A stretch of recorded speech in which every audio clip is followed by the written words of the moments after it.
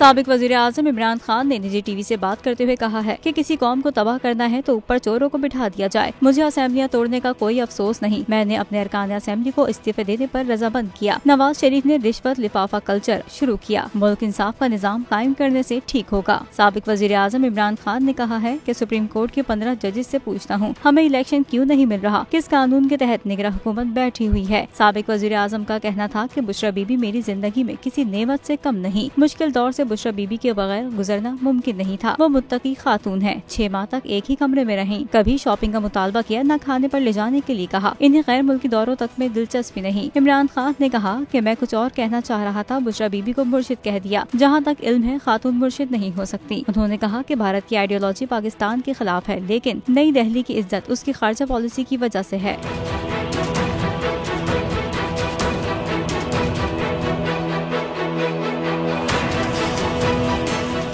हवाए नफ्स की है हुक्मरानी, लुटेरा कर रहा है पासबानी।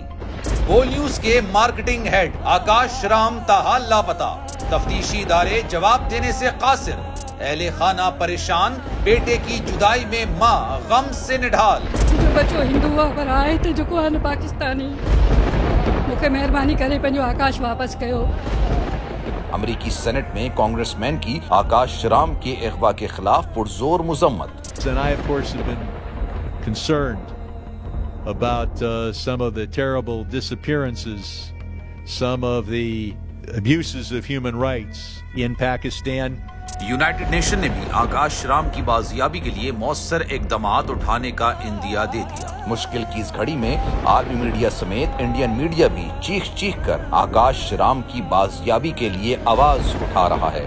आलमी सहाफती तंजीम और इंसानी हुकूक की आलमी तंजीमों की भी आकाश राम के अगवा की मुजम्मत। उफ क्या जुल्म है, बोल इंसाफ का मुंतजिर।